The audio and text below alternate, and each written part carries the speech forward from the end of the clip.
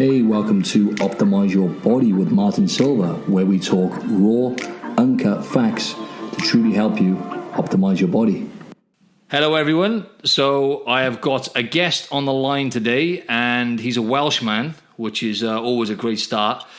Goes by the name of Ash Dykes, and I actually discovered Ash on the Joe Rogan show, which I'm sure all the listeners will know what the Joe Rogan show is. It's the biggest podcast in the world. And I heard Ash on there. My good friend said to me, the first ever Welshman is on the Joe Rogan show. And I thought, wow, I've got to check that out. And thankfully, after much chasing, because Ash he's got a lot on, I managed to get him on the show. And he's in Wales right now. And how you doing, mate? Good, mate. Good to be back here in Wales, safe, alive after my most recent expedition, and calling in straight to Sydney. You were 10 hours ahead, aren't you? That's right, mate. Yeah. Yeah. Nice. But yeah, good, mate. Keeping well as we can be during this crisis, this pandemic with the coronavirus, isn't it? But as long as we're keeping productive, healthy, and well, that's the main thing, right? Exactly. Yeah. And how are you actually maintaining your health now? Because obviously, you know, you're an adventurous, right? We'll get to that now. But what are you doing to maintain your health right now, Ash? I'm just curious. Yeah, well, it's great. Nothing's actually changed for me despite this lockdown. So when I first came back from Thailand to attempt my first sort of world record expedition, I came back with very little money. So I actually moved back into my parents' house, and I literally couldn't afford no gym membership. So I had a tractor tire dropped off by my uncle. I bought myself a sledgehammer. I was doing mainly calisthenics, which is bodyweight exercises. And I trained for 3 world records that way, just in my garage and just in my back garden. So now with this lockdown, I never went to any gym or used any other facilities anyway. So it's just back to the grind of what I've been doing for the past sort of 5 or 6 years. So I'm eating healthy. I'm keeping up my cardio. I'm jogging. And I am out in the garden or in the garage doing my calisthenics, my pull-ups, my push-ups, flipping the tractor tire, beating it with a sledgehammer. And so I'm hot on that right now because there's not an awful lot you can do during lockdown. So you may as well use that time for more gains, isn't it? Fitness, definitely. Yeah, no, I remember you saying that now on the Joe Rogan show, and I was like, wow, that's the secret then, mate, isn't it? Old school approach, outdoors, you know, in Wales as well, in the UK, with the weather in the winter. I remember you saying, obviously, getting up first thing. Yeah, exactly that. It's grim here. So it's when I say grim, I just mean the hardcore conditions. You know, even looking out the window now, it's windy, it's dark skies, it's rainy.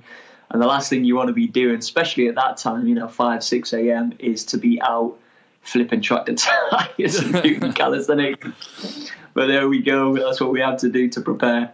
Exactly. So what about yourself? That's good. So you're from Wales. Yep, as well. That's right. Yeah, just for the audience, Ash is from North Wales, and I'm from South Wales. So I'm from Cardiff, the capital. Nice. How long have you been out in Oz for? I've been out here for 3 years now, almost. Excellent. Any plans to return, or was that your permanent life out there? Yeah, well, I was planning on just giving it a whirl. I wasn't really planning much when I came out here, but the way it's looking, I'm most likely. I've been here for 3 years. I'm you know what it's like with the visa issues and stuff. So I'm just waiting for my permanent residency to come through. Whether or not I stay here forever, I'm not sure. But you know what it's like because family, friends, all that kind of stuff. Catch up on exactly.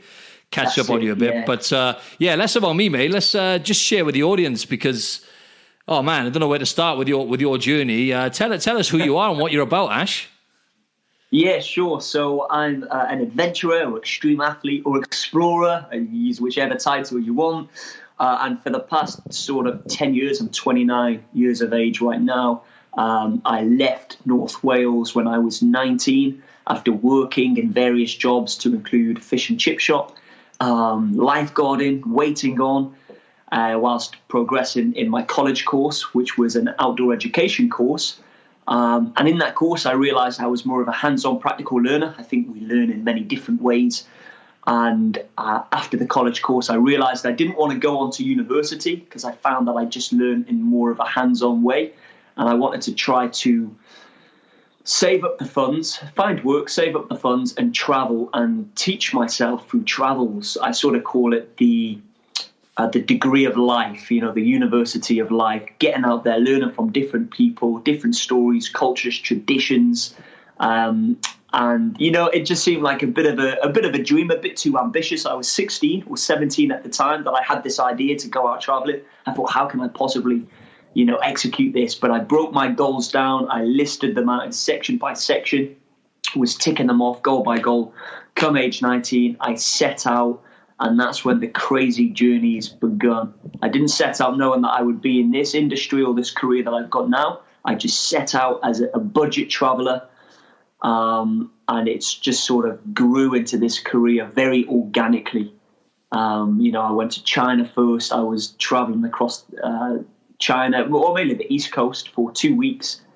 I left China and continued my jaunt around Southeast Asia. And that's when I realized that I was very much on the beaten track, sharing the same stories, photos, experiences as the rest of the travelers, which was fine. But, I was out there for adventure. I was out there not to experience the tourist route, but to experience the local ways of life.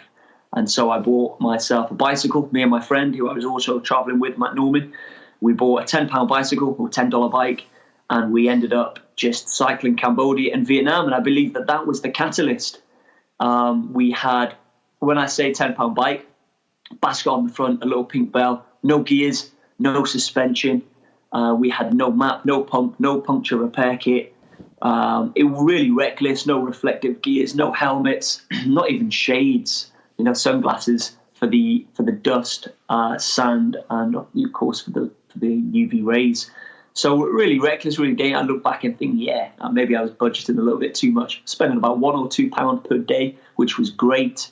Off we went, 1,100 plus miles, cycling Cambodia, the length of Vietnam, hit by mopeds, dodged by lorries, chased by dogs. It was insane, but over 2 weeks later we made it, and that was the catalyst. That's when I realized my passion and love for adventure, and I didn't want to stop, so I didn't.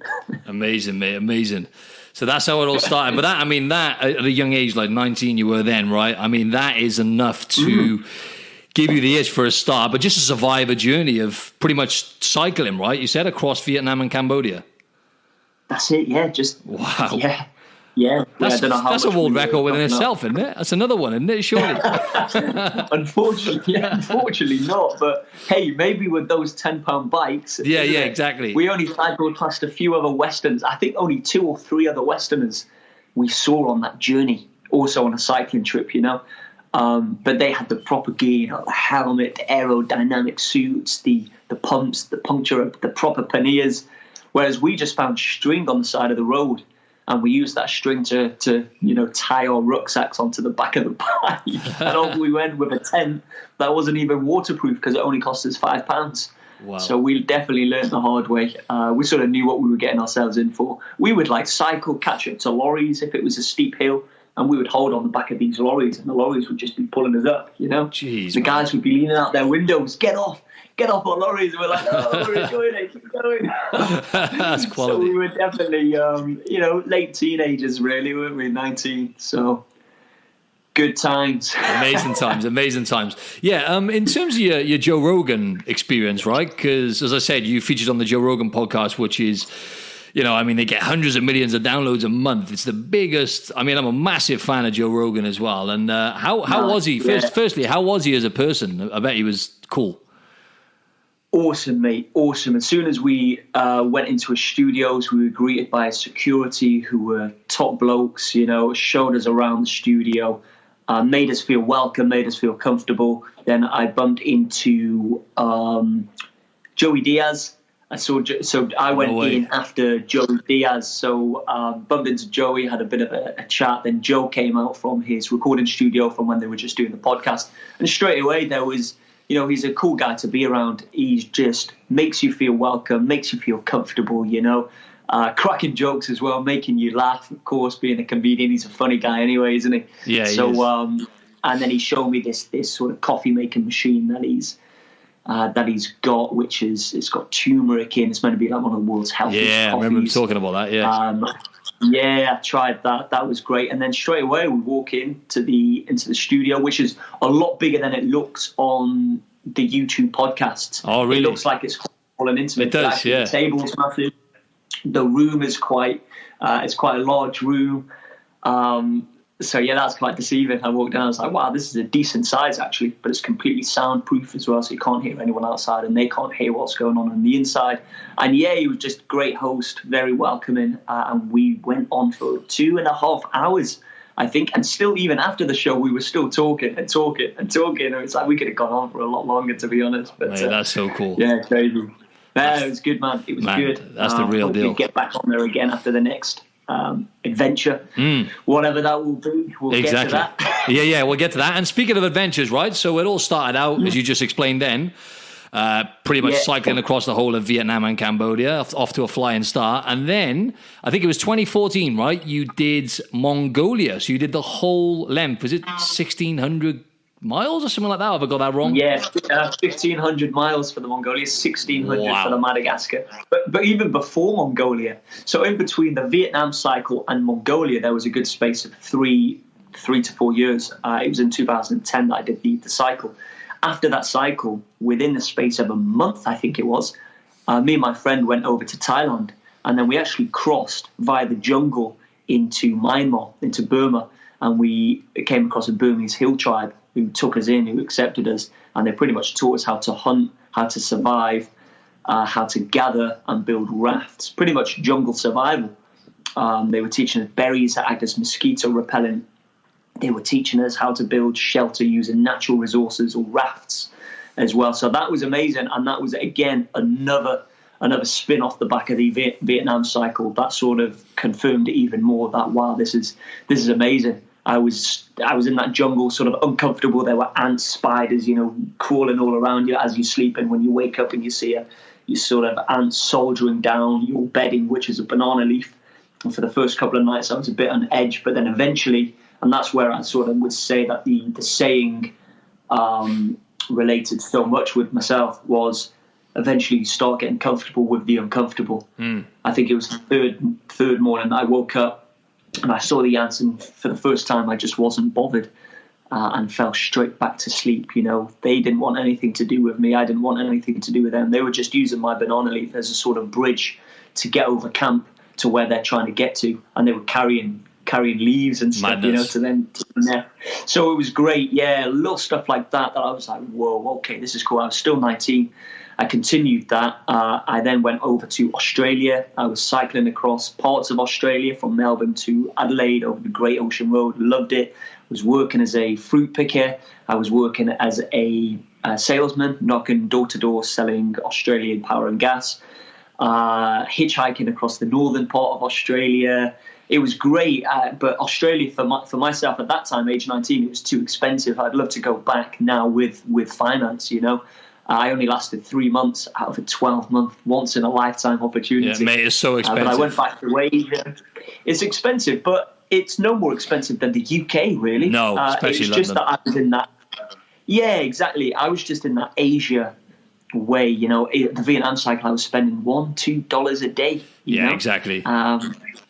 Hammock shops, I think, were 20 pence. You sleep in a hammock shop overnight, they'll charge you 20 pence. So, if you're going to do that way around, you should do Australia and then go to Asia, not Asia to Australia, because you will be hit. And whoa, hold on, I didn't prepare for this.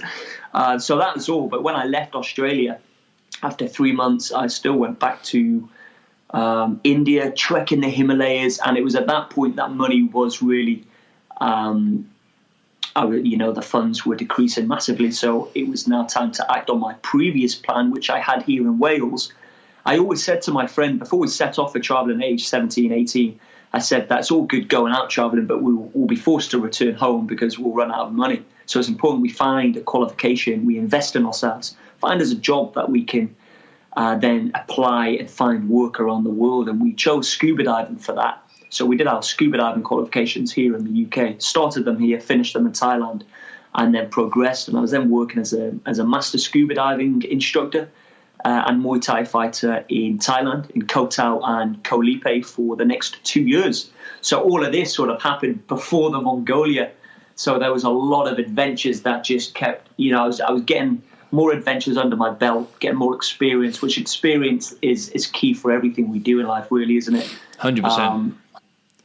But yeah, that was a big jump, hey, from scuba diving next to an ocean to then isolated solo walking across a desert in Mongolia. Yeah. But no, like you said, there was the progressive build up towards that, right? Which builds your character, shapes who you are. Yeah. But that's what I found really intriguing when you talked about having the Muay Thai fight. And and you fought against a Thai out there, right? And wasn't it like a stadium champion or something like that? And you won the fight, right?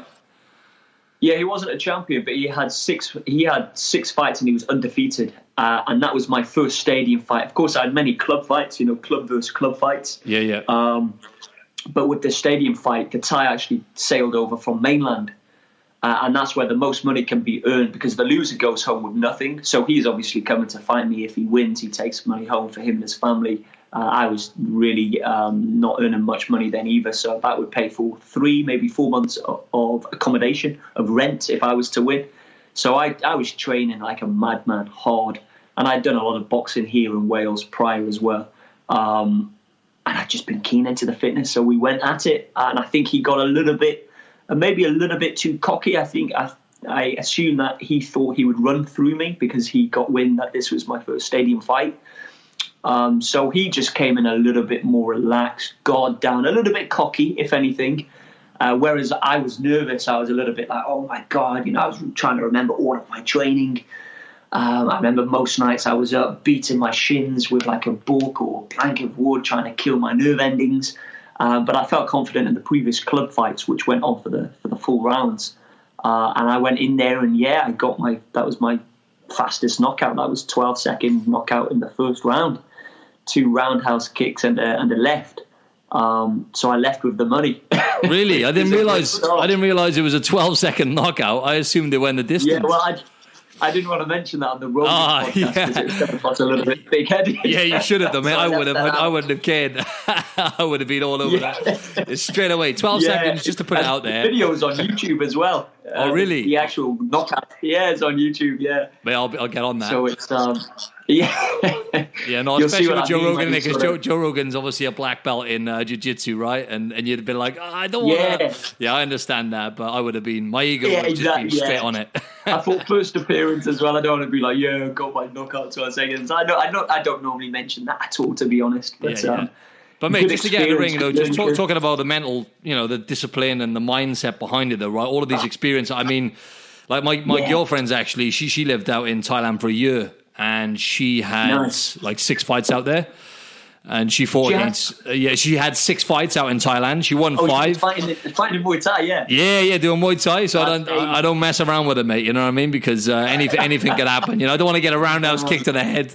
Down. I'll be down in 12 seconds, mate, for sure. Yeah. So, devastating, eh? But we saw what Holly Holm did to Ronda Rousey, hey, with that roundhouse kick. Oh, her background was a bit of Muay Thai, wasn't it? Yeah, exactly. Oh, mate, that was ridiculous, that. Brutal. Ridiculous. But then following on from that then, so what was the next step then? Yeah. The next big challenge. So I was, whilst I was living out in Thailand for the best part of a year, I was always thinking to myself, this is a great lifestyle, but I'm feeling a little bit restless. I started to really miss my adventures in Vietnam, my time with the Burmese hill tribe, trekking the Himalayas, cycling Australia. I started to miss these adventures. And it came to a point where I just couldn't ignore what I was really passionate about. It didn't make sense because I thought, well, I can't just be continuing to go on jollies. I can't keep doing these adventures because how am I going to earn money? I can't just be, but the whole reason why I got scuba diving was that maybe I could jump from country to country. I was also looking at getting my snowboarding instructors as well so that I could move with the seasons, scuba dive in a hot country, and then go off during the winter season to Canada or wherever to teach snowboarding. And so that was my thinking. But, adventure was calling. I couldn't ignore it anymore. I took for myself was probably one of the biggest risks. I'd worked my way up to one of the top rankings of scuba diver, only one below course director, which is the top. And I was about to give all of that up to go on an adventure. And this adventure, I was looking at a place in Asia, somewhere that I could get to from Thailand. And I was looking to not do a cycle this time, because cycling's great, great for fitness, great for adventure as well. But the way I see it is, if you're on a bike, you're on a road. If you're on a road, you come across people. If you come across people, you come across food and water, which means that survival and safety, you're all right, apart from the traffic, of course. Yeah, sure. So my idea was, if I go by foot, I can go places where bicycles can't go, where cars can't go, which means that I'll be relying on myself to survive that situation, you know? Yep. And then I had the idea of maybe pulling some sort of trailer where I could carry a certain amount of provisions. And then I was looking at the most extreme country I could find in Asia, or, you know, in the world, really. I was looking, what is that country that I'm completely unfamiliar with, that I know nothing about? And Mongolia, it stood out. You know, Mongolia is a place I feel people know that word, but, you know, what comes to mind when you think of Mongolia? You know, sandwiched in between China and Russia, bordered with Kazakhstan. You know, no one really knows much about it. In 2009, this was, I was thinking. No, when was it? 2011, sorry. So, yeah, I was just like, well, why don't I attempt to walk a part of Mongolia? Or maybe the you know, north to south. Yeah. Or then maybe the length. And I was thinking, well, that would be 1,500 miles. And then I was looking at the terrains. I realized it was home to the Gobi Desert, home to the Altai Mountains, to the Mongolian steppe. I know you've got the eagle hunters that hunt down foxes and wolves on horseback with an eagle in their hand. I know you've got the reindeer tribesmen up north, the camels down south. That's about it. That's all as I knew, you know. And it's the second most sparsely populated country in the world, which means that it would be a lot of survival, because I wouldn't be coming across many people. And so when I had that idea, I was like, right, okay, time to find those people who have done it before, because I plan to do it solo and unsupported, and ask them for tips, for help, for advice. And I got various different teams on board, team in the UK, team in Mongolia, because if anyone's done this, it's going to be a Mongolian. And apparently not, you know, the Mongols see it as quite stupid, quite reckless. You know, if you walk across the country, which they do all of the time, because they're nomads, they're constantly traveling, but they do it with a community, they do it with family, they do it with camels or with yaks. They'll carry the stuff for them, which means that when I'd be going, I couldn't take a camel because that would be supported. And I couldn't have anyone with me because that wouldn't be solo. So that's why this one was a specific solo and unsupported world record. But we didn't know it was a world record at that time until we couldn't find any evidence to suggest that anyone had completed this. But we did find someone who had attempted, from England. He attempted 3 times, unfortunately had to abandon the expedition on all 3 occasions just before the halfway point. I think that was due to injury and dehydration. He just couldn't get past that halfway point. And then I started to become massively intimidated, because I looked into this guy and he was a Navy soldier. He was a desert explorer. He had trekked across the Sahara with a caravan of camels before, just on his own. And I was a 22-year-old living on a beach, you know? So I had to put things into perspective. I wrote to him, asked him the dangers. He was a good guy. In all fairness, he did get back. It was this list of intimidating dangers. Look out for the grey wolves, the drunken nomadic drifters, the dry wells, the steep ravines, sandstorms, snow blizzards. And the list just went on and on. And eventually I got Mongolia out of my mind. I thought, this is too dangerous, it's too risky. Maybe look at doing a country that I'm more familiar with, that's safe. But when I realized, you know, just because no one's found a way to do something, it doesn't mean it can't be done. And I knew that if I broke my goals down, if I, unlike the Vietnam cycle, if with this one I study it, I do meticulous planning, I know and learn how to overcome each of the challenges, know what I'm up against, and train, physically as well as mentally, and have the right logistical team, the right knowledge on the ground, then maybe I can do this. And so that's when I decided to go for it. So I moved back from Thailand, back to the UK. I was training in my back garden. You know, I didn't have no evacuation plan in terms of a helicopter like the previous guy. I didn't have that budget. I went out there with very minimal funds. Even my satellite was text only, you know, and my trailer wasn't built in a factory. It wasn't carbon fiber. It was built in a family friend's back garden, and it was made of mild steel. So on an empty load, it was already 40 kilograms. On a full load, it was between 100 and 120 kilograms. So it was heavy, but it was strong. It was robust. And as much as I had so much fear, and I probably had a little bit of doubt as well, because this was the first biggest thing that I had done. I was more scared of Mongolia than I was probably with Madagascar and Mission Yangtze, because with Madagascar and Mission Yangtze, I knew how I react in certain scenarios. I knew what type of person I am. But with Mongolia, I didn't know how I'd react to a pack of wolves potentially approaching me, to a sandstone. Didn't know how I'd react to dehydration. None of that. So I held a lot of fear, but I went for it. I went for it regardless. I broke my goals down. A lot of people were saying it was impossible, hence the book name, Mission Possible. A lot of people who had been there as well. And that's when me and my logistics manager, we broke Mongolia down. And this is important, I think, for the listeners as well, because I believe you can do this in anything in life, whatever you're trying to achieve. Is with the Mongolia, it was 1,500 miles. It was anticipated to take 100 days.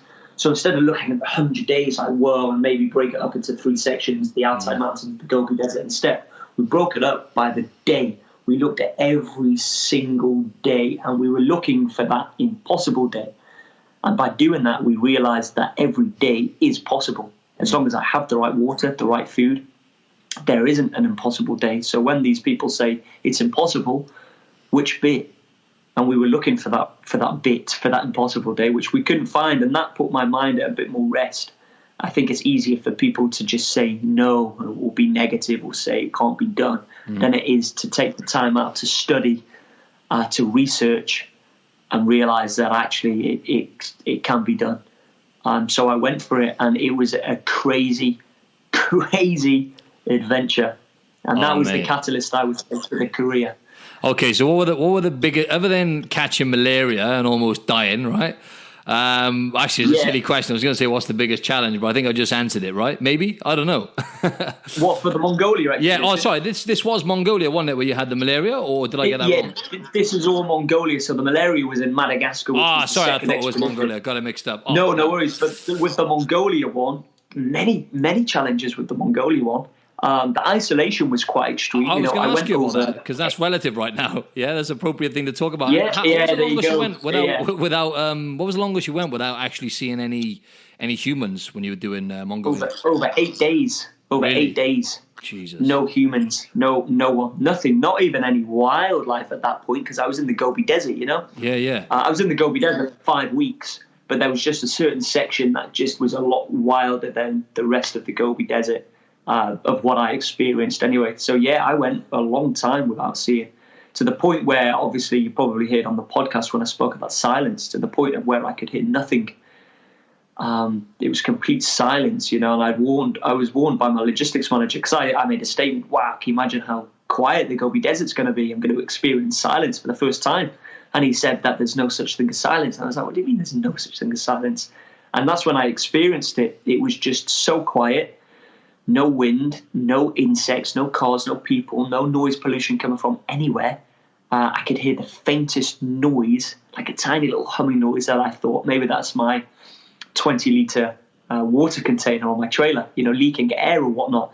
So I left my trailer. I walked a couple of 100 meters away from it, sat down, held my breath, was just listening for that humming sound, and I could still hear it. And I was like, what the hell's that? You know, I thought maybe that's the sand, because I know that you can get sand sort of, I forgot what it's called, but the sand, if it's constantly moving, it will create like a whistling, like a humming noise. Yep.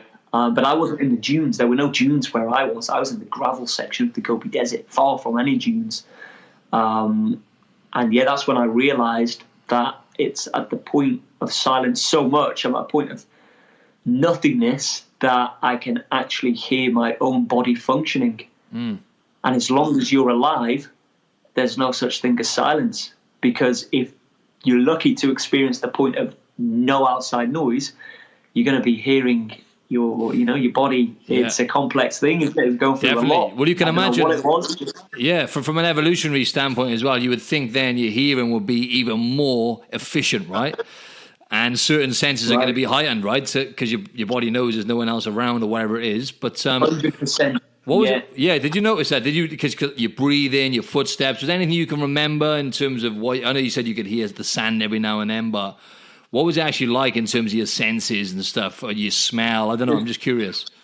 Just so alert, so alert. It's almost like our senses are capped at 70%, 80%, and when you're out there, it's almost like they're 100%, you know, just little things, like I was pulling the trailer and I see like little insects, I'd almost hear them before I saw them, and then I would move out of the way because I didn't want my wheels on the trailer to crush them, of course, just little stuff, because you're walking 15 hours a day, you pick up little habits like that as well. You're always judging the weather as well, like here, I don't know, you don't really look at it, like you do look at the sky if you're looking to go for a cycle or a walk or whatnot, but you're not as good as telling the weather. When I was out in Mongolia, I was very good at being able to tell which direction the storm, which is still miles away, which direction it's going to go and how long it will take to get to me and what time I should prepare for it.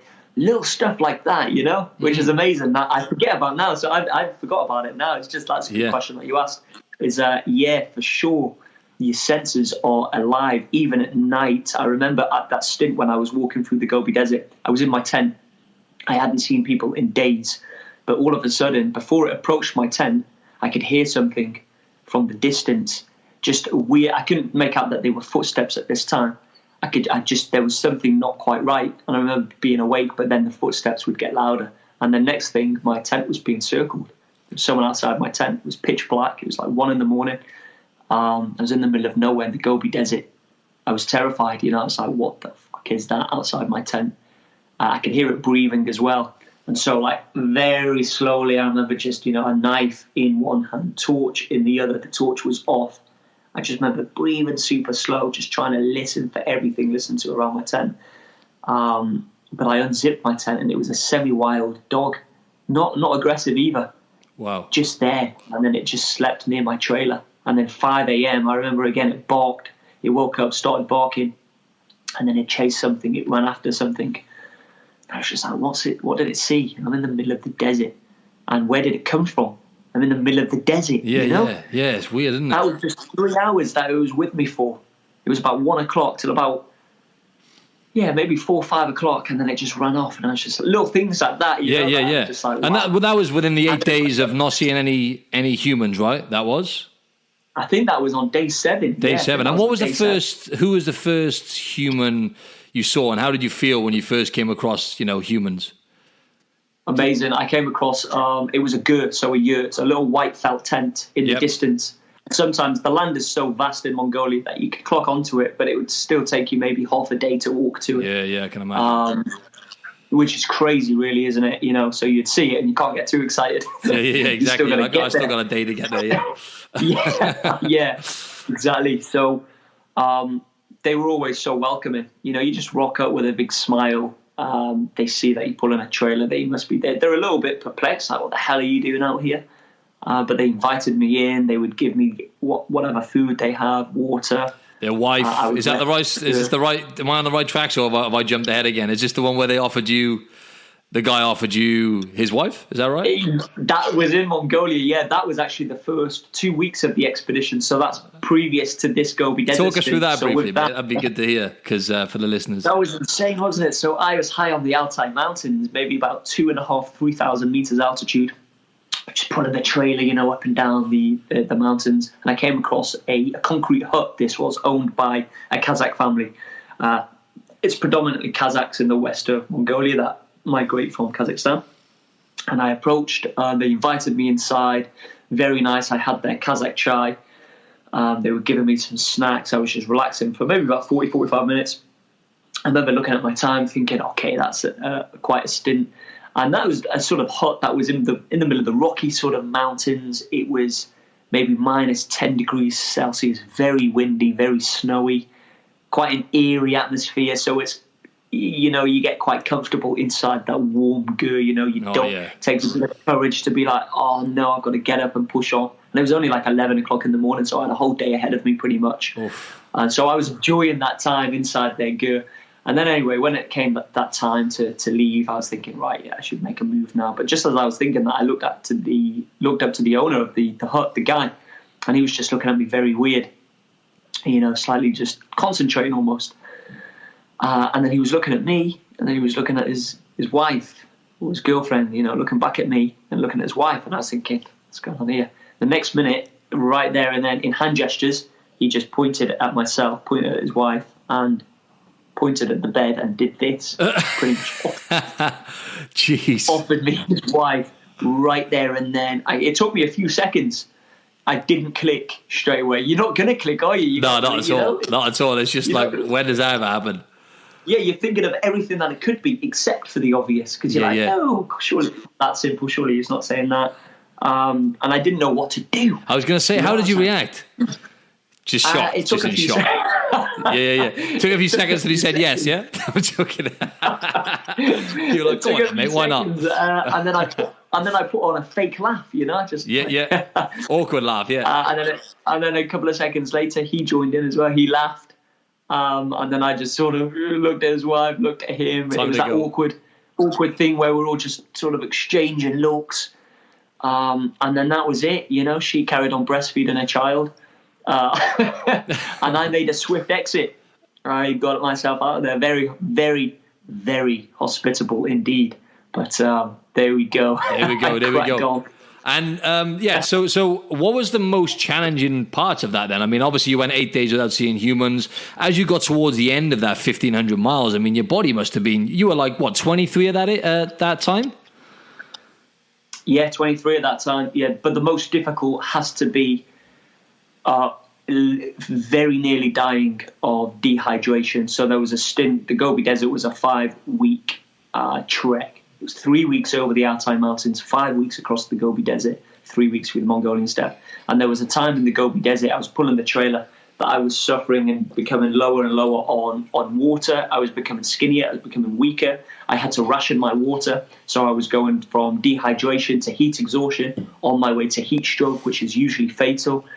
To give you an example of the desert, so it's 40 plus degrees Celsius. There's no breeze. There's no natural shelter.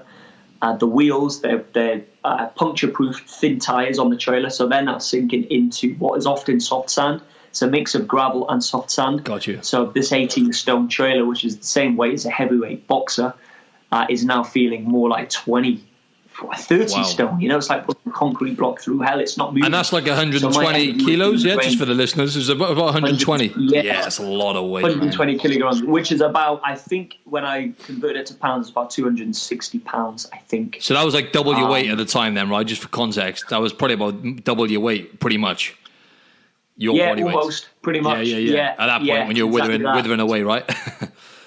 Yeah, withering away. I started hallucinating. I was delirious. I was in agony.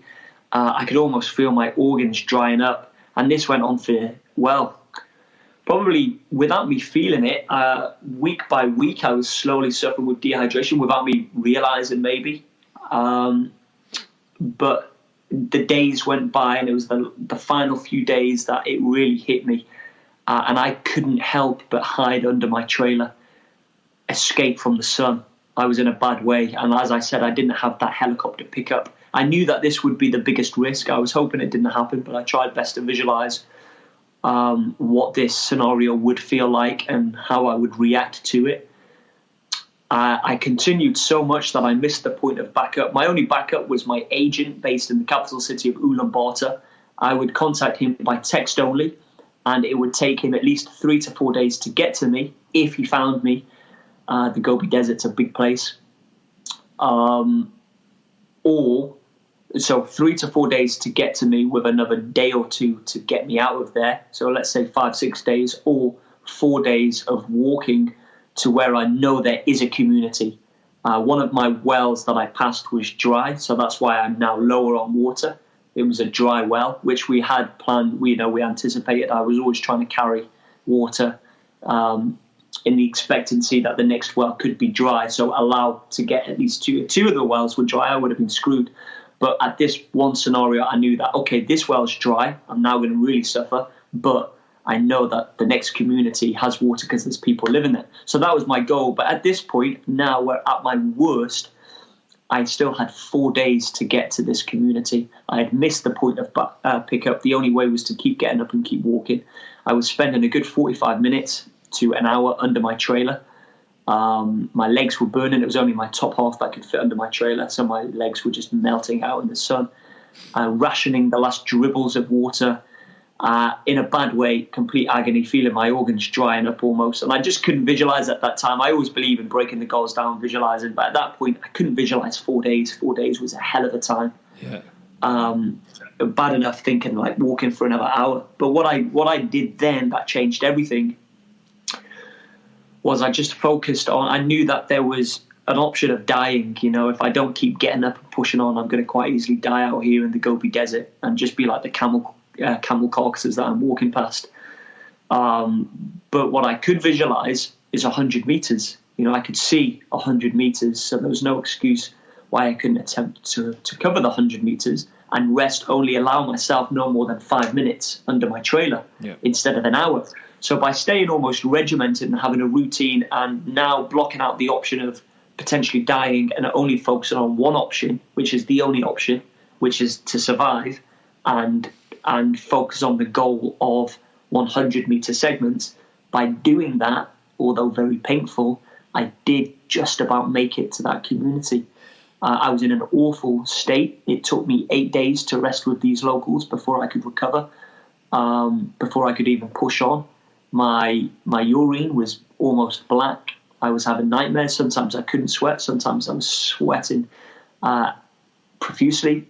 Nightmares at night, off pattern of sleep, awful temperature. My body just was hit hard and it didn't really know what it was going through. And so it took a while for it to recover. And I couldn't really get myself any healthy foods. You know, in Mongolia, the only sort of fruit vegetables that grow is potato and carrot. You can't really grow anything else out there. So I was sticking to mainly meat, you know, dumplings, pies, which isn't really the medicine food that you need during this struggle. But I did manage to just about recover, and I made the decision to push on and get the expedition done. It was at this point that the previous guy had been evacuated, 3 times, probably about 100 miles before the point that I was starting to suffer with dehydration. But that's also what he was suffering with. So I knew that was, that was the potential risk, that I could face what he faced and bail. Or it's not even bailing, it's, saving your life, which he did the right thing. Or if I can find a way to get through this, that's the difference between succeeding or failing. And so I did get through it. I knew that the worst was behind me. I learned from that. I've never been dehydrated on any of my expeditions since Mongolia. Touch wood. Yeah. And I managed to, push on to the finish line after 78 days. Yep. So knocking a good amount of days off the predicted time that it would take me in spite of that. And completing that journey, becoming the first recorded person to walk solo and unsupported across Mongolia. And then that expedition was the game changer. Yep. From there, I always told myself with this Mongolia mission, because planning for the Mongolia trip, I always knew that there was a potential of me being able to continue doing what I loved, doing what I was passionate about, which is these adventures. But with that Mongolia journey, I always believed that, I like the saying, explore to conserve. Now we're not exploring to find new land. It's not really exploring in that essence. I believe that with these adventures that I take on in explorations, if I can give something back, if I can raise awareness or raise funds, or share stories that wouldn't have otherwise been known, if I can do something worthwhile on these trips, then it makes the trips even more better. So with that, I was raising awareness about climate change and the effects that it has on the nomadic way of life in Mongolia in general. And I was also raising funds for the Red Cross, who helped the nomads during the harsh winter conditions. And so with these ties of a world record and raising funds and awareness, there were talks, there were presentations, there were features on TV channels like Discovery, Daily Planet, etc. And that's when I could see something. I could then see how we could potentially progress with this as a career, and that maybe this is only just the beginning.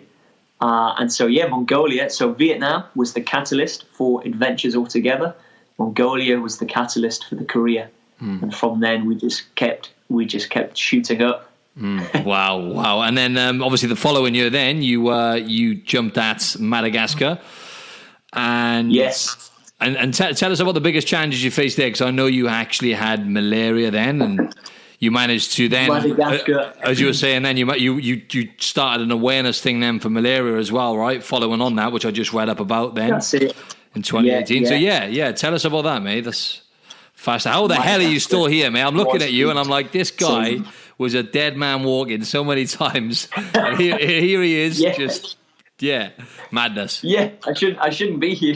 That's awesome though, man. There's been too many near deaths for such a young age. Amazing though, mate. But we try to get better. We try to minimize those risks as best as we can. Madagascar was crazy, man. And I think when you look at Madagascar and you look at Mongolia, the majority of people see Mongolia as the big one, whereas Madagascar was actually the bigger one. It was only 100 miles longer than Mongolia, but it took almost double the duration. I was attempted to become the first recorded person to walk from the most southern point of Madagascar to the most northern point of the island. But rather than the coastal way, I'd be coming across some, not often, but some beach resorts and, be coming across more people, more food, more water. I decided to take the interior because a logistics manager out in Madagascar, who's pretty much the face of adventure on the island, called Gilles, and he put it to me that why don't you trek? Whilst you're trekking the entire length, why don't you trek the interior via its mountainous route? So Madagascar sort of has a mountain range that lies central east of the island, almost the entire length, almost like the Himalayan mountain range, but of Madagascar. Not so high, 3,000 meters max, or just below, but jungle mountains, very tough. And so as soon as he put that my way, I was like, yeah, done. Let's walk the length of Madagascar via its interior, along the mountain ridge, but I also decided to summit the 8 highest mountains as I do that. And so this was a 1,600 mile journey. It took me 155 days to complete. I partnered up with this one with the Lima Network Conservation that have 60 organizations on the ground helping to preserve and protect all of the unique biodiversity of the island. Bear in mind, like 80% of all plant life and wildlife found in Madagascar is found nowhere else in the world, which makes it incredibly unique. And is what attracted me to the island. It's the 4th largest island in the world. I'd also be coming across more locals. That's what I'm about with my journeys, my expeditions. It's about coming across the locals, getting their story, experiencing their way of life, and sharing that with the rest of the world. So I found with Mongolia, I wasn't coming across many locals because there's only 4 million people that live in Mongolia, despite how enormous the country is. Yet 2.5 to 3 million of those are based in the capital city. So you're not coming across many locals in the wilderness. So with Madagascar, I knew that I'd be coming across more locals, which I loved. So I was partnering up with that organization, the Lima Network Conservation. I partnered up with the tourism to share and show the beauty of Madagascar in places that tourists rarely ever go, or some parts have never been before. But the challenges were insane, man. Every single day there was a challenge. I was held up at gunpoint by the military. I had to avoid bandits. So we tried to utilize the jungles to hide from the bandits, but then realized that the bandits were using the jungles to hide from the military. So we had to scramble out of the jungle, and we came across the military. And I don't know which one was worse, out of the military or the bandits. Both a little bit backwards and corrupt, You got held gunpoint several times then, was it? Wasn't it? Or just was that once? Not that it makes that much difference, really. Yeah. No, the ones with the military, he was a drunken officer as well, so he was sort of like had his gun up, his strap was slipping off his shoulder. He was catching the gun by the trigger with the barrel pointing up at me and my guy, so we're sort of moving away from this barrel, trying to look to see if the safety catches on. Nightmare, man, nightmare. Wow. But it was very sketchy like that. Even the river crossings, there's a lot of crocodiles in many of the rivers in Madagascar, so we would often have to be very cautious about how we were crossing these rivers, often building rafts using natural resources to get to the other side because we were unsure with what lurked beneath. I caught malaria as well. Oh, your video has gone, mate. Oh, really? Yeah. There we go. Yeah, we're good. Sorry, man. I'm playing around with. I'm not doing very well today. Go on. You keep going, man. You've lost your flow 3 times now. No, it's fine. No worries. It's bloody good though, isn't it? Considering you're the other side of the planet. Oh yeah, you know? Exactly. Really, and it's technology, mate. It's incredible, especially right now. Crazy. What we're going through, isn't it, man? Like we everyone thinks Exactly. we feel like hard done by with isolation, but imagine what it would have been like before all this technology, even 10, 20 years ago, right? It'd be mental, wouldn't it? We'd all be banging our heads against the door. 100%. Yeah, mental.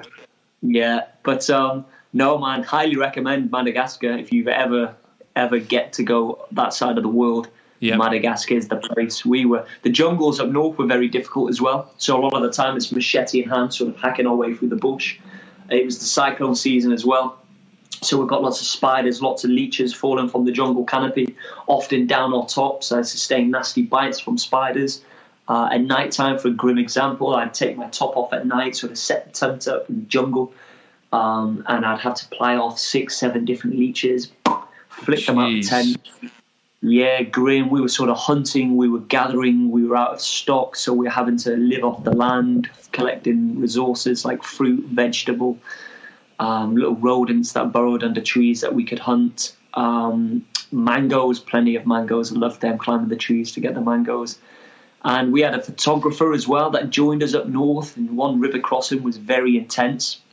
I didn't mention this on the Rogan podcast either, actually. Forgot about this one, but this was possibly scarier than the malaria story and my Gobi Desert story, because it was someone else's life at risk. So it was my photographer. Felt like my responsibility. She was on my expedition. She's a bit of a Laura Croft, really, really hardcore. And so I allowed her on the journey. But the jungles are just brutal. And in order to get off the mountain that we were on and cross to the other side of this river, it was the cyclone season. It was in full flow. It was nighttime, and there was another storm coming. And it was either we cross this river now whilst we just about still can, or if we stay on this camp on this side of the river and that storm hits, it's going to be too full and we won't be able to cross it in days, because we needed to be off there. We were getting into the depths of the cyclone season, which you shouldn't be up on the mountain range. And so we made the decision to cross that river. We were out of resources. We knew that there was a village on the other side potentially, and that we could rest there and eat there for the next few days. And again, head torches on, a raging river. It was so loud that we'd have to shout to hear each other's voices. We were blinding each other with our torches. It was me, my guide Max, Suzanne, who's the photographer who joined me, and her porter, who's also Malagasy, called Silva. And we came across a local who was just sat at the river that we were trying to cross. And he's a local that lives there, and he was too scared to cross it. He was happy that he'd seen us, because he knows the rocks step by step that we can use to keep our heads above the water. So he said, I'll take you across to the other side. We all need to link hands, but you need to follow me step by step, because if you don't land your foot on the rock, you're gone. You're being swept away. So we did that. We formed this human chain. Me and Max had an argument. I said we need to face upstream so that we can fight against the current and lean into the current. He was saying we need to face downstream. That didn't make sense. I thought we're going to be on our heels and we're just going to slip and be washed away. Cutting a long story short, we ended up facing downstream, link in hands, and Suzanne lost her footing. She was in between mine and Max's grasp. She lost her footing. Her head was going under. She had to kick up from the bottom. Each time she's coming up from a breath, she's screaming. The weight of her rucksack's dragging her back down. I'm shouting over to Max, have you got her? He's saying yes. He's asking me. We're crushing her hand at this point, holding her for dear life, trying to pull her back up. And we did just about pull her back up. She was able. I shouted, turn around. We formed the human chain facing upstream. And we did just about make that river crossing.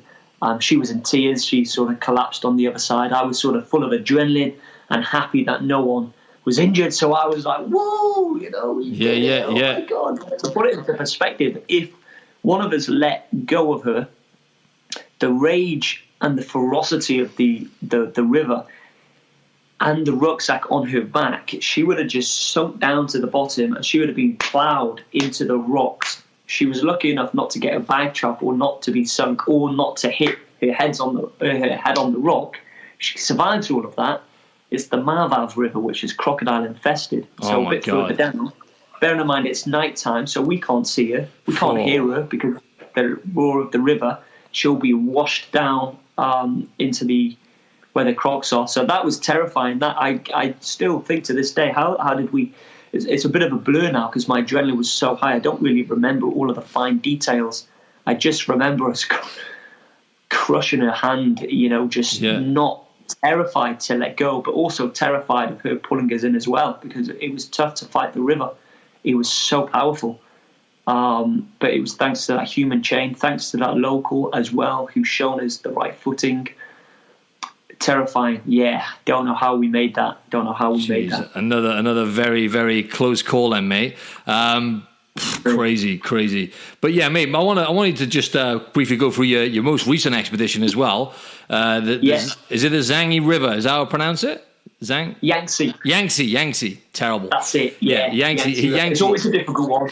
Yeah. It's like when I used the hashtag Mission Yangtze, I knew that would get people because you see it and you don't know how to pronounce it. It's a bit of a weird one, isn't it? Yeah, exactly. Yeah, so River Yangtze, and that's 4,000 miles long, and it took you a year to complete it, and another world record under your belt.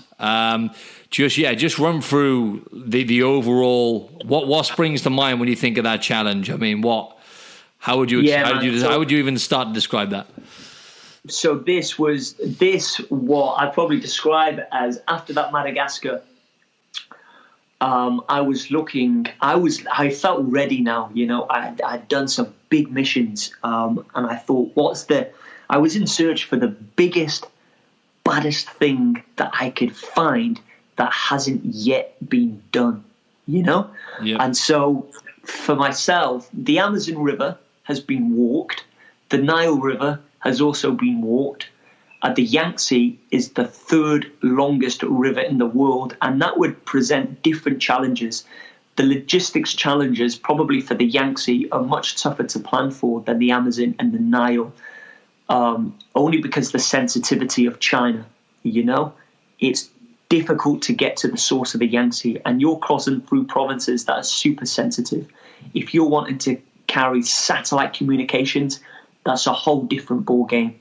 And China, they're not corrupt. It's not like with the Nile where you could potentially pay off for an extension of your visa or for a stamp or signature to give you access to the satellite. With China, everything's by the books. You've got to be doing everything properly. There's no paying anyone off. There's no corruptness.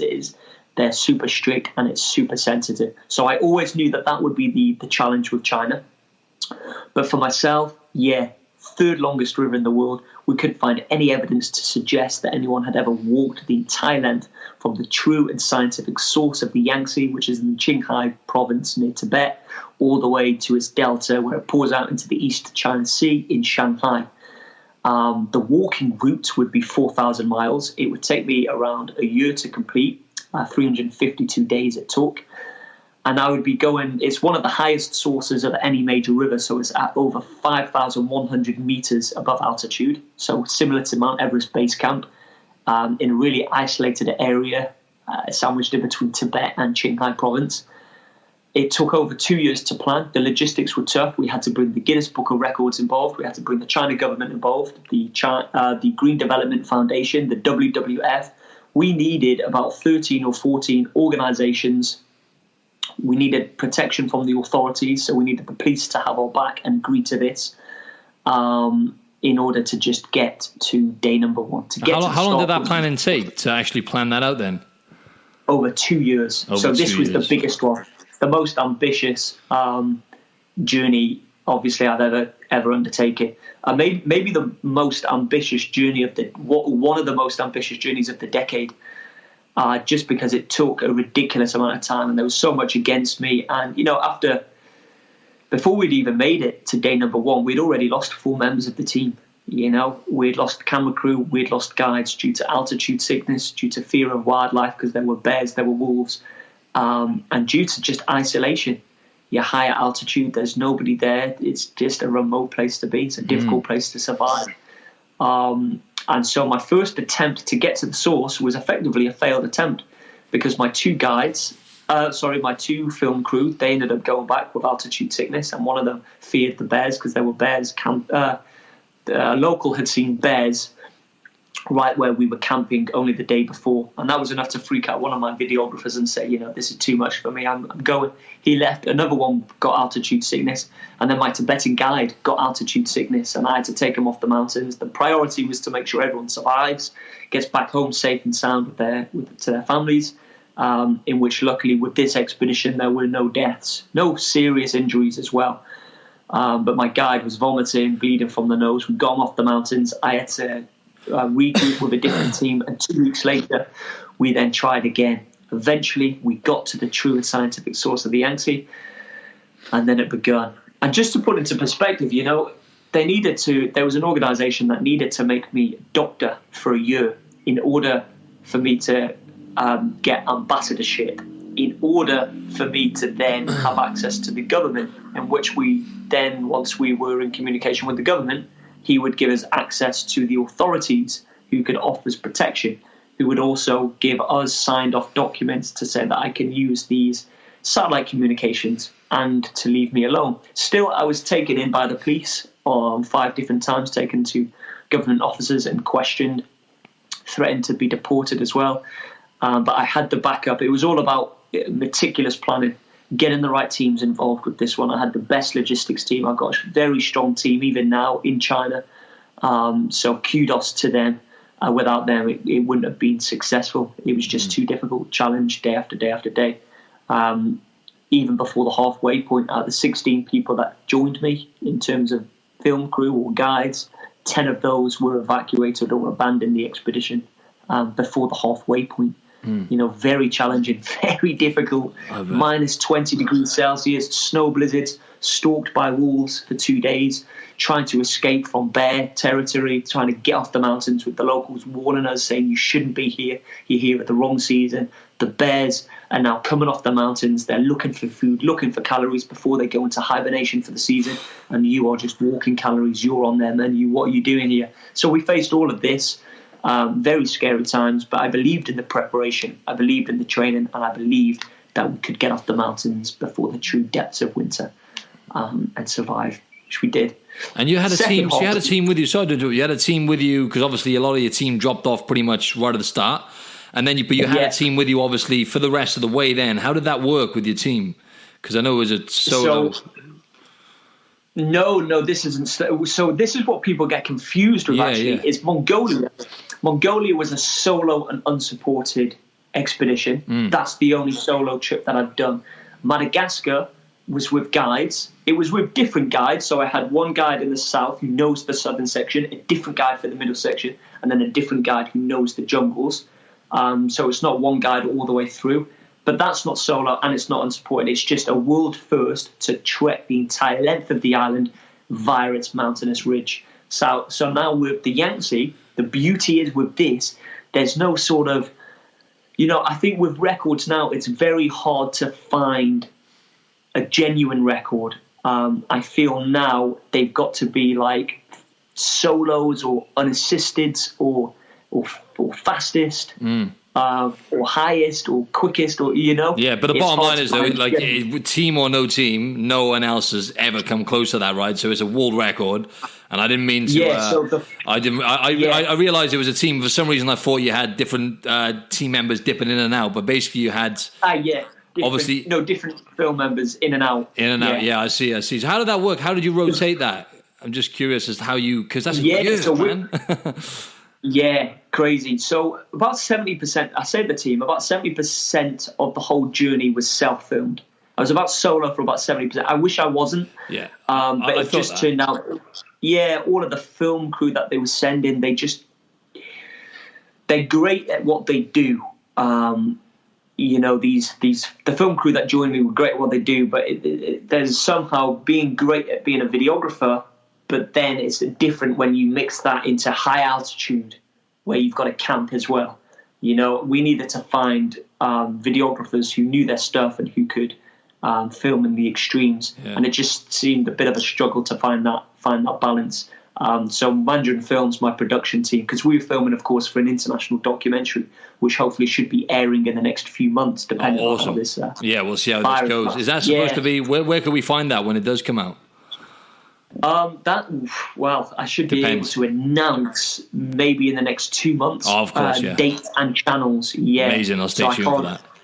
Yeah, so we're in talks with some very big international channels. I can't mention just yet until things are signed, really. But we filmed a 2-part series, a documentary. Nice. But a lot of it was self-filmed because the film crew were having to abandon. So with this one, what I was saying, so you got Mongolia, solo unsupported, Madagascar, which was via the mountainous ridge, and the Yangtze, which is just a first in general, like by foot, first to walk from the source to sea, they are very difficult to find. And that's why the Guinness Book of Records then jumped on board, because they were like, wow, we don't normally do firsts. They've actually closed off firsts. I believe mine's the last first that they'll do unless something changes, but they opened a first back up just to be a part of this China one, and they've closed it now, no firsts. Which is crazy. So I was lucky to, again, thanks to the team in China. And so with that, we were having, especially the second half, I was trying to make it as interactive as possible, because with this one, we partnered up with WWF and organizations, environmentalists, conservation, to shout about plastic pollution, sustainability, all of the amazing work that these environmentalists are doing. I believe that the world's, it's full of negativity. You only have to switch on the TV and they'll choose to talk about a negative story. And I believe that, negativity helps to raise awareness, but I think you can do it in a positive way. I think positivity spreads further positivity. So in Madagascar, for example, with the forests that set on fire, that are burned down, rather than shouting about the forests are always on fire, why can't you shout about a small team that never get any credit or kudos whatsoever, who are trying their best to protect the fire that's been the forest that's been set on fire. So that's how I always try to do things: is shout about amazing stories, but raising awareness about a certain concern that's going on, but via an environmental group that are trying their best to protect it. You know, so that's what I found with the Yangtze River. There's so many organizations fighting to bring back species who are on the brink of extinction back into their flourishing numbers. It's all good to say, oh no, the finless porpoise dolphin is almost extinct, but why not shout about this amazing group of people who are fighting and risking their own lives in the Yangtze River and voluntarily not getting paid to bring back the number of these finless porpoise dolphins, because they're almost extinct. That's the painful thing about media, though, isn't it? I mean, they obviously get attention. Negativity gets more attention, right? And it's like it's not. It just doesn't get. It's so painful, really, though, isn't it? Because you've seen on the front line the kind of people out there trying with their heart on their sleeve, like you said, voluntary as well, and not getting. Obviously, people like you are raising awareness, but without. You're the one in a billion people who are willing to try these things, and it's like, it's crazy.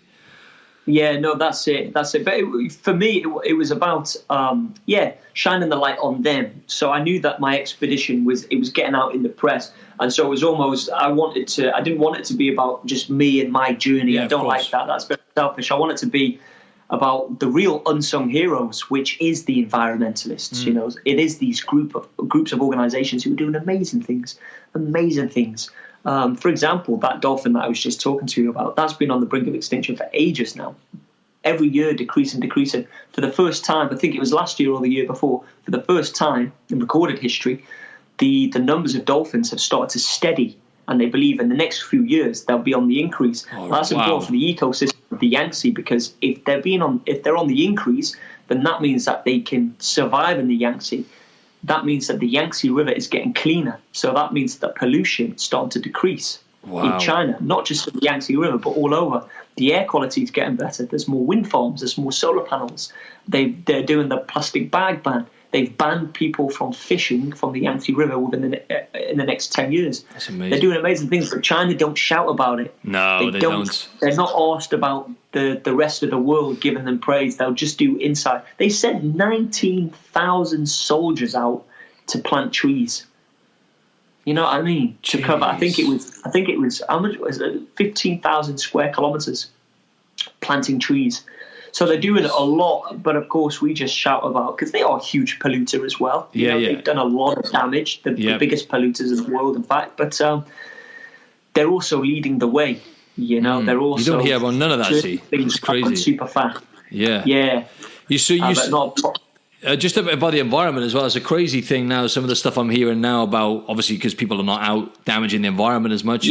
Whatever else is some crazy stories. Talking about dolphins, they've seen dolphins in Venice and stuff in Italy now, and even in China, right? Have you heard any? I've heard some crazy stuff about what's going on in China. I know generally these movements and these groups of people are doing big things, right? That's the main factor. But obviously with this isolation stuff, there's something going on there, right? 100%. Yeah, all over. The ozone layer is healing. I've seen that. What else did I see that I was impressed by? The satellite imagery, the NASA satellite imagery of China. So it was before the rest of the world was really affected by COVID-19. But NASA satellite took imagery of China within the space. I think it was within the space of a month, the air pollution, and within the space of a month, how much better it was, just because flights were grounded, travel, trains, cars. So just keeping people because of the lockdown, really. Yeah, exactly. Just keeping people indoors as much as they could. I think they managed to smash out a year's worth within a month. Wow. It makes sense. Look, you look at planes alone, though, right, and cars. That's the main thing, right, when it comes to damaging the environment. The combustion and the chemicals. Because it's not just the planes alone, is it? It's the travel to and from the airport. It's the trains exactly. And buses that you take to driving, and that's right. Wow, all over really. They're saying that the air quality here in the UK is getting better as well. Really, it's just given the earth heals fast, and exactly. It will, long after we're gone, it will still recover. Oh, definitely, mate. Humans are the ones who do all the damage anyway, right? It was totally fine until we came about, right? But that's what I saw. I've seen some funny memes saying stuff like, the earth. This is like the earth saying, "Go to your room and have a think about what you've done. Reflect about what you've done." You got plenty of time to think about that now, right? It makes sense, doesn't it?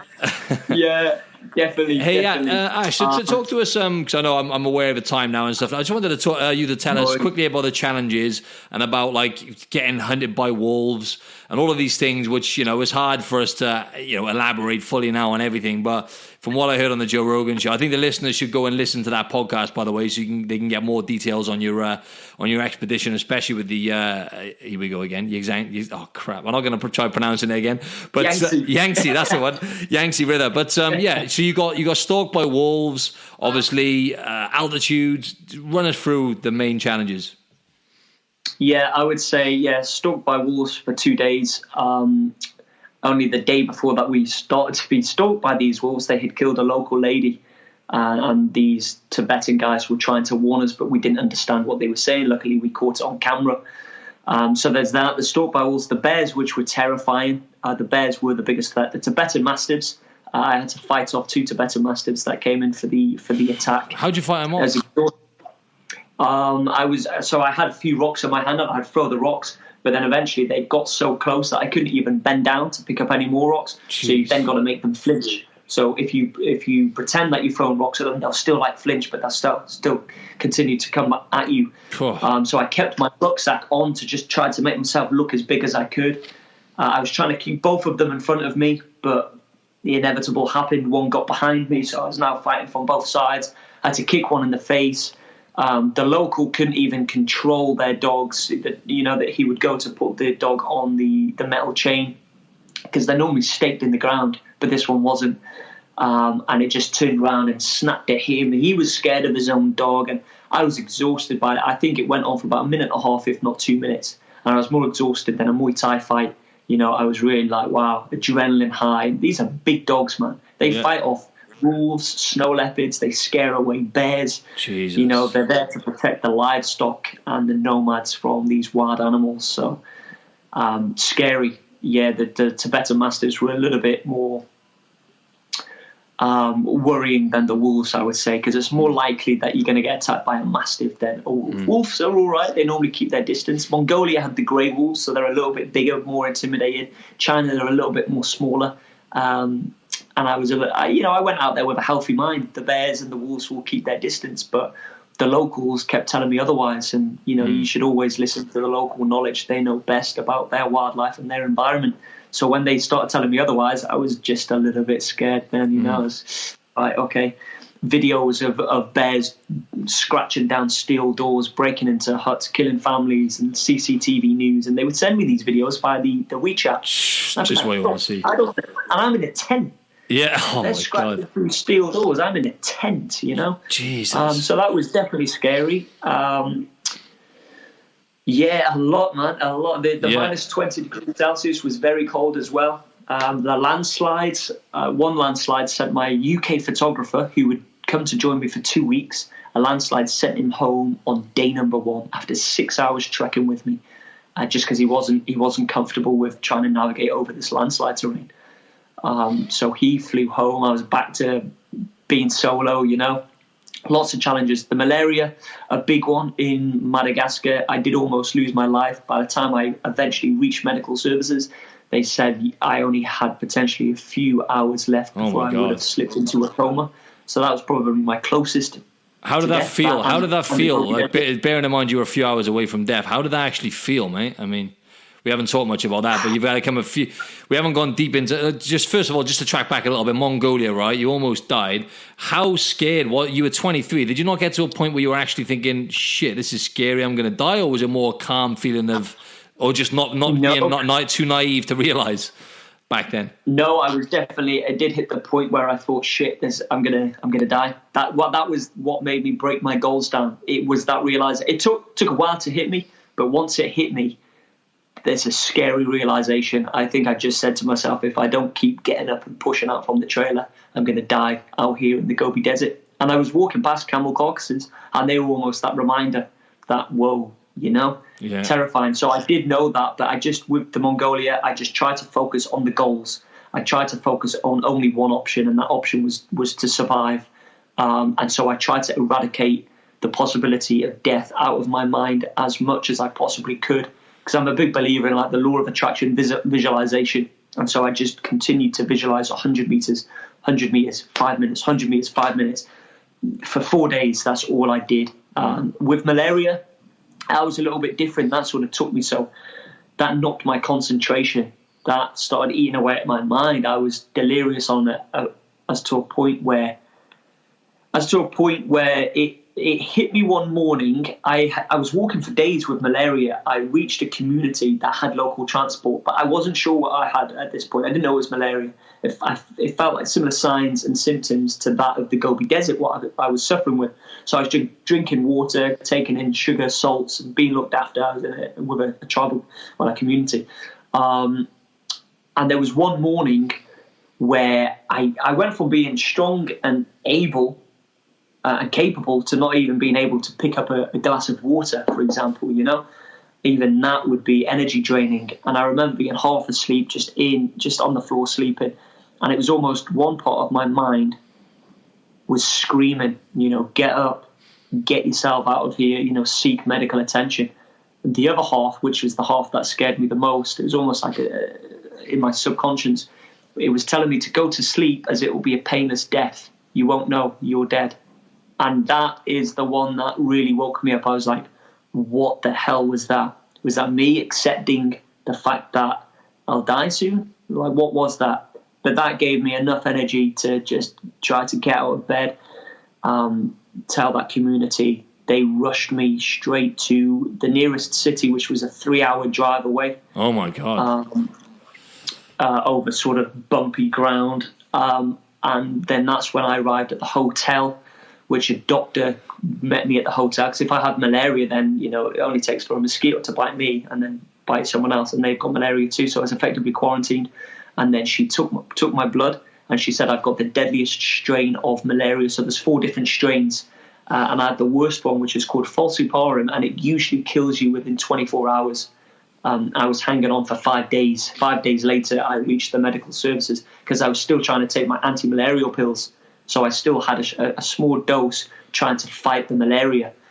But I was suffering with diarrhea and vomiting. So what went in came back out, or what went in came out the other side, And then when she said that, potentially a few hours before slipping into a coma, if I had left it longer, so if I had stayed in bed a few more hours, maybe I would have never have left and made it to that city, which was scary. But after 7 to 8 days, so out of the 4 strains, the 3 lower strains can remain dormant in your system, meaning you've got malaria forever, and they could poke their head every now and then. However, the deadliest strain, if you're lucky to survive it and catch it within 24 hours, it's the only strain that you can completely eradicate out of your system. So I always try to look at a positive, even though it's a dark negative, is unfortunately I got malaria, but fortunately it was the deadliest, meaning that it's completely out of my system right now.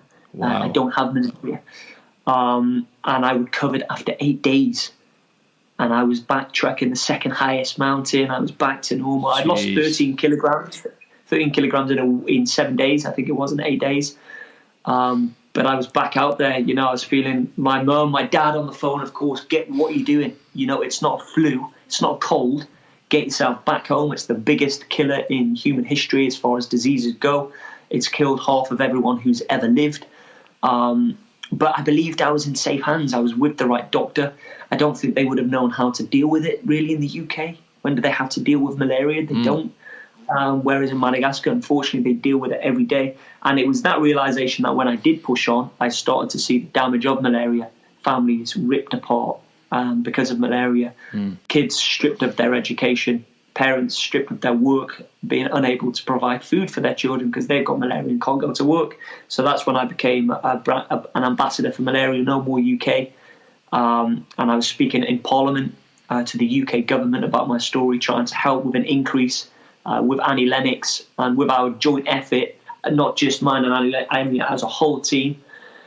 We were trying to increase the funds from the UK government into the global fund by 20%, which if successful, and as a group effort we would go on to help save 8 million cases and lives of malaria within the next 5 years, which was amazing. So I'd probably take a hit. I'd probably go through that again just to know that I can, you know, be a voice to talk about someone who's actually been through it in a country that suffered with it and carried on trekking and witnessing other people who are, you know, some not as lucky as I was to have the money to, and sometimes it only costs the same price as a cup of coffee.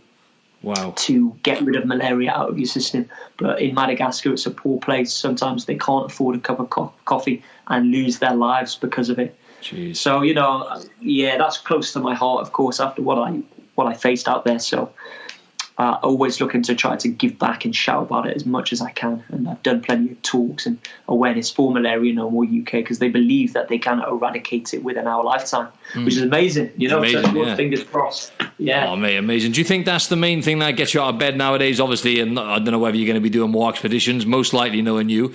But other than that, I mean, is that what really drives you now, gives you purpose, is obviously the impact you're having with these things? It is. You know, with the first few years, I was just doing adventure and travel just for the pure love and the passion. Since now, with it being a career, I've seen that there's a hell of a responsibility, but now there's a much bigger reason. You know, it's not just doing it because I like doing it. It's actually doing it for very good reasons, for awareness, for money raising, for whatever it could be. Environment as well, huge aspect of it, you know, very close to my heart. Hence why I've done it with every journey when it comes to the environment, because I have seen some places that have been beautiful. I've gone back there only a few years later and seen them, you know, how destructive it's been in terms of plastics, in terms of pollution. You know, Mongolia, kids are being born in the capital city, especially in the winter, and after a few days they suffocate because of the air quality is not good enough. So the doctor has to say, evacuate the city. If you want your kids to survive, leave the city. Which is crazy, but a lot of people don't really know about this. So yeah, if I can do these expeditions, but do them for good reason, for big responsibility, I will always do that. And this is just the beginning.